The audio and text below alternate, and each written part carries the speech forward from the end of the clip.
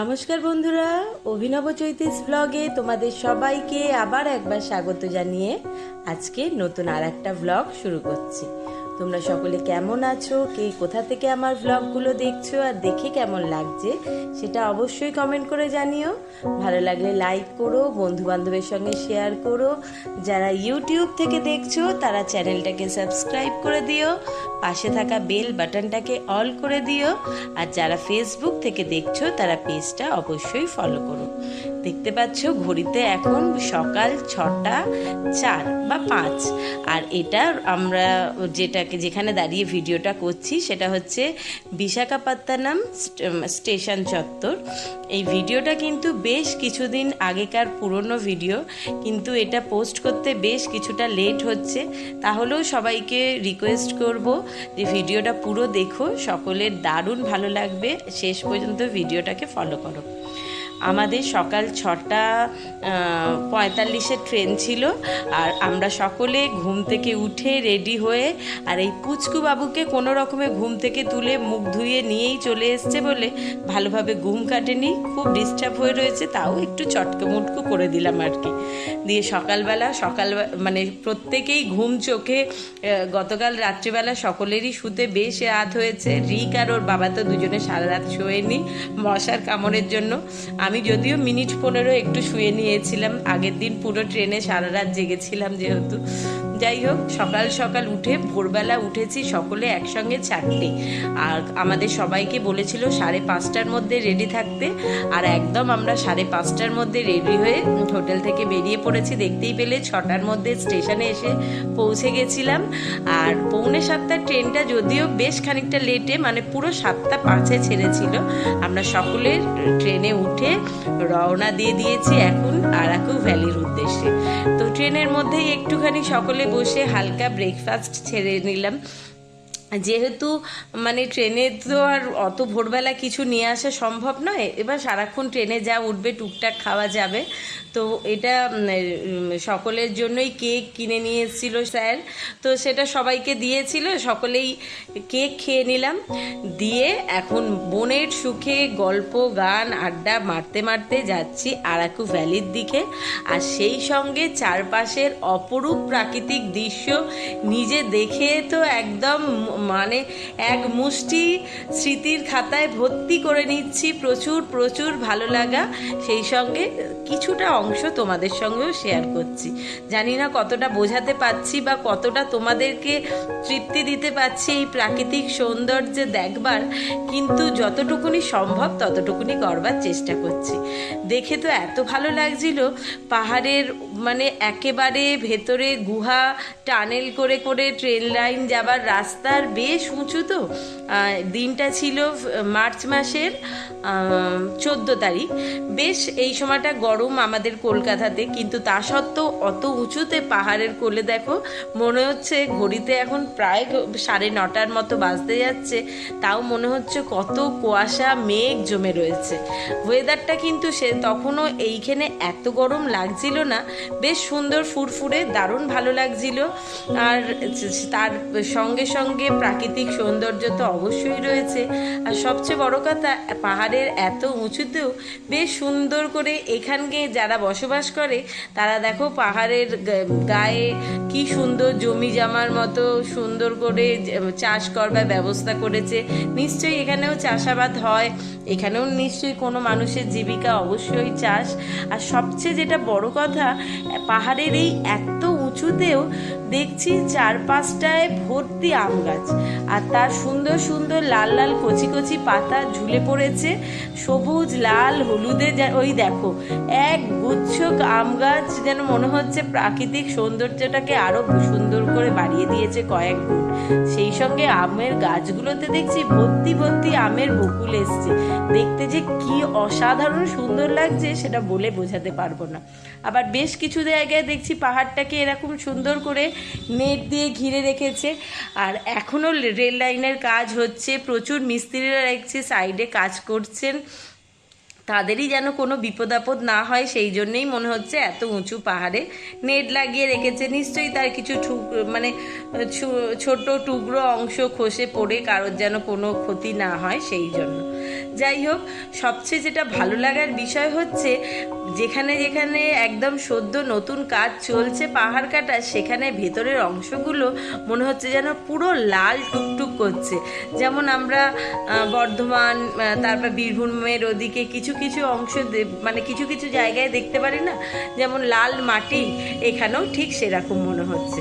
যাই হোক, বেশ বলতে পারা যায় 5-5.5 ঘন্টা জার্নি করে সকাল 7টা 5-এ ট্রেন ছেড়েছিল, আর পৌঁছাতে পৌঁছাতে প্রায় 12টা 12:30টার মতো বেজেছিল। আর অবশেষে সকলে এসে পৌঁছে গেছি আরাকু ভ্যালিতে। মানে অনেকটাই উঁচুতে উঠলাম, আর ট্রেনটা বেশ খুব ভালো স্পিডে চলছিল। তাতে যদি ট্রেন লাইনে আসতে এতটা সময় লাগে, তার মানে বুঝতেই পারছো বেশ কতটা উঁচুতে আমরা এখন রয়েছি। আর সবচেয়ে বড় কথা, এইখানেই শেষ নয়, এখানে এই যে আমাদের টিম মেম্বাররা সকলে এখানে রেডি হয়ে একসঙ্গে জড়ো হয়ে দাঁড়িয়ে রয়েছে, কারণ এখন এখানে আসবে বাস ঠিক করা আছে। এখান থেকে সকলে মিলে বাসে করে যাওয়া হবে একটা ওয়াটারফলস দেখতে।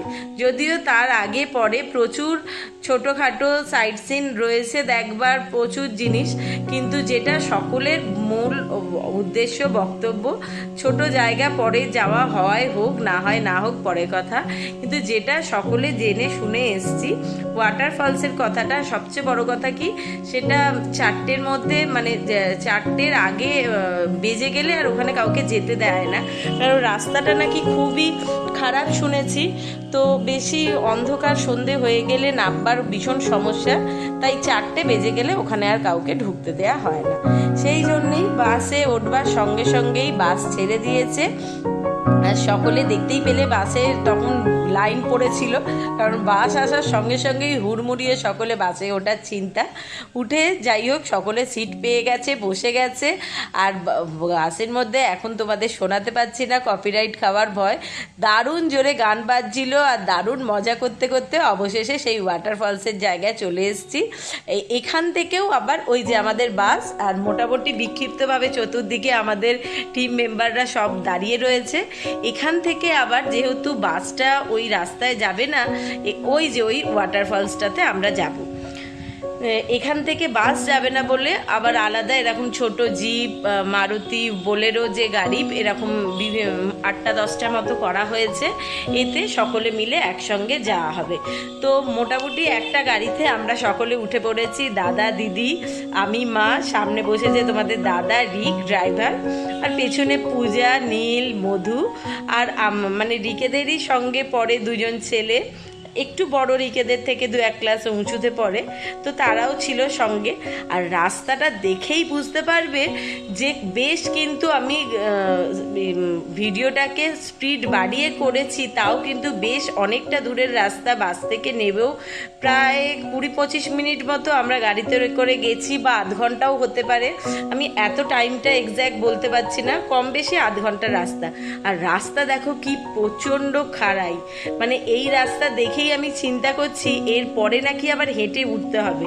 বুঝতে পারছি না আদৌ আমার মা যেতে পারবে কি না। অসুবিধা নেই, যদি সেরকম রাস্তা বুঝি তাহলে আর মাকে জোর করে টেনে নিয়ে যাব না, মাকে গাড়িতে বসিয়ে রেখে আমরা উঠব। আর এই হচ্ছে সেই ওয়াটারফলসের জলধারা বয়ে যাচ্ছে, মনটা ভেতর থেকে দারুণ ফুরফুরে, দারুণ ভালো লাগছে। কি যে একটা মানে আনন্দ উপভোগ করছি বলে বোঝাতে পারবো না। পাহাড় মানেই তো অ্যাডভেঞ্চার অবশ্যই, আর সেই সঙ্গে আমরা তো কম বেশি সকলেই নিজেরা ভীষণ রকম ভালো করে সাজতে ভালোবাসি, আমাদের নিজেদের সংসার চারপাশটাকে সাজিয়ে গুছিয়ে রাখতে ভালোবাসি। আর প্রকৃতি এখানে সম্পূর্ণ রসদ ঢেলে নিজের সংসার সাজিয়েছে, মানে নিজের সংসারকে মানুষ মন খুলে কতটা সাজাতে পারলে কীরকম সুন্দর লাগে, সেটা প্রকৃতির কাছ থেকে কিছু শিখে নিতে হয়। আর এখানের রাস্তাগুলো কিন্তু দেখে বুঝতেই পারছো, মানে বহুদিন মাটি শুকিয়ে বেশ স্লিপ হয়ে গেছে আর খুব শক্ত, মানে পা হাঁটতে গেলে পিছলে যাচ্ছে। আর ওই যে দূরে দেখতে পাচ্ছ ওয়াটারফলস, বেশ মানে গাড়ি থেকে জিপ থেকে নেবেও আমরা 15-20 মিনিট মতো অলরেডি হেঁটে চলে এসেছি, আরও জানি না কতটা আগে উঠতে হবে, চলো যেতে যেতে দেখানো যাবে।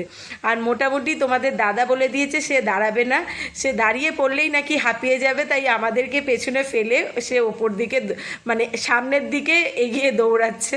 তো আমিও অবশেষে ছেলের হাতে ক্যামেরাটা দিয়ে আমি বললাম তুই এবার ক্যামেরা কর, আর আমিও একটু পাল্লা দিয়ে দেখি তোর বাবার সঙ্গে দৌড়ে ধরতে পারি কিনা। সত্যি রাস্তাগুলো ভীষণ খাড়াই, আর অনেকটাই বেশ হেঁটে ওপরে উঠতে হচ্ছে। জানি না অবশেষে গিয়ে কি দেখব, কিন্তু এই মোটামুটি কাছাকাছি চলেই এসেছি। চলো দেখা যাক আর কতটা উঠলে মানে সেই ঝর্ণার ধারা দেখতে পাবো। তবে মনে হচ্ছে খুব কাছেই, কারণ জলের আওয়াজটা খুব জোরে আসছে।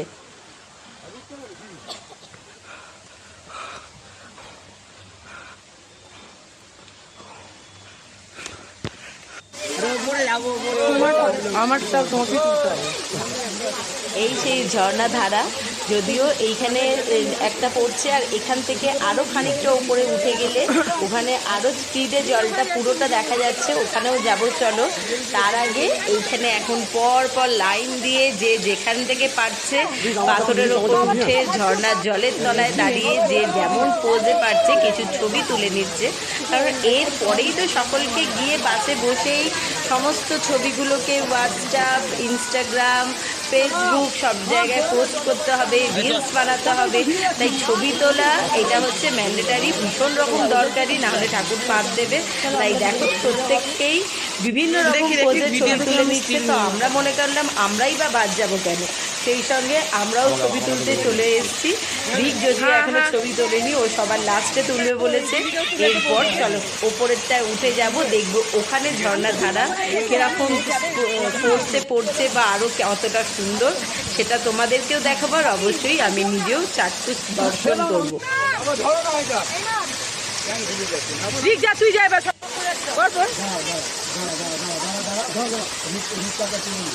রিক বাবু সবার লাস্টে এখন বিভিন্ন রকম পোজে দাঁড়িয়ে ঝর্ণার সঙ্গে ছবি তুলে নিচ্ছে, ভিডিও করে নিচ্ছে, কারণ তাকে এই থেকে গিয়েই তো রিলস বানাতে বসতে হবে।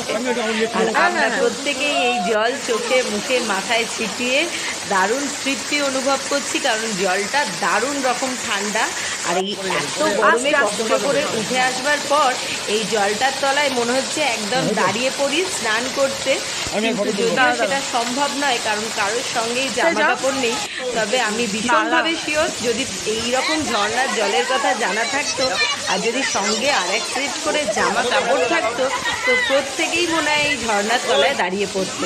দেখো কি অপরূপ দৃশ্য, কি দারুণ পড়ছে জলটা, একদম ওপর থেকে স্পিডে পড়ছে, সেই রকমই স্বচ্ছ পরিষ্কার আর দারুণ ঠান্ডা।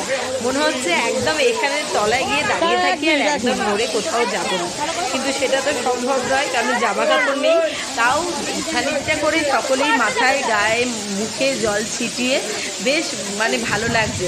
আর দেখো সব কোথায় ছবি তুলতে উঠেছে, কে কিভাবে ছবি তুলবে তার কোনো দিশা খুঁজে পাচ্ছে না।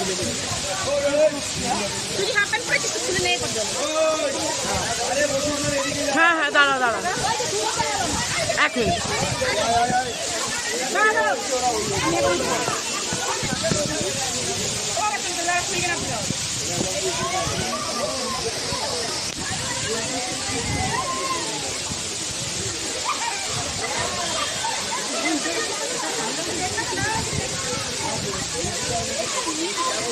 কি দারুণ গো সত্যি।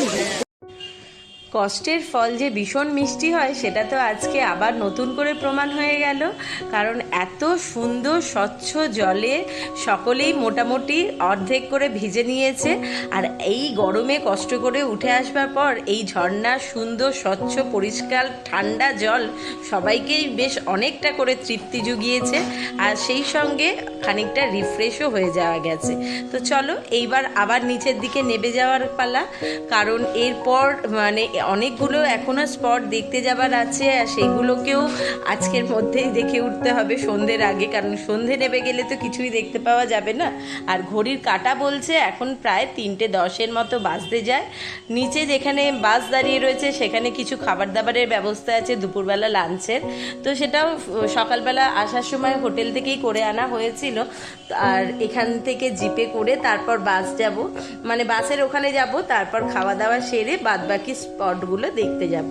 তো আজকের ভ্লগে হয়তো সম্পূর্ণ স্পটগুলো সারা দিনের সবটা শেয়ার করতে পারলাম না, যতটা পারলাম ততটা দেখালাম। আর অবশ্যই পরের ভ্লগগুলো মানে খেয়াল করো, দেখো পরের ভ্লগগুলোতে কিন্তু আরও দারুণ দারুণ জিনিস আছে যেখানে ঘুরতে যাচ্ছি। এরপরে কোন কোন স্পটগুলো গেলাম, কি করলাম, কি দেখলাম সেগুলো অবশ্যই শেয়ার করব। আর এখন ঘড়িতেও যেরকম 3টে বেজেছে, পেটেও কিন্তু 12টা বেজে গেছে, মারাত্মক খিদে পেয়ে গেছে সকলের। আর এখানে দুপুরের খাবারে রয়েছে 2টো করে ডিম দিয়ে তরকারি আর রয়েছে ভাত। তো চলো খাওয়া দাওয়া সেরে নিয়ে পরের স্পটের জন্য যাওয়া যাক। আর আজকের ভ্লগটা এখানেই শেষ করছি, টাটা।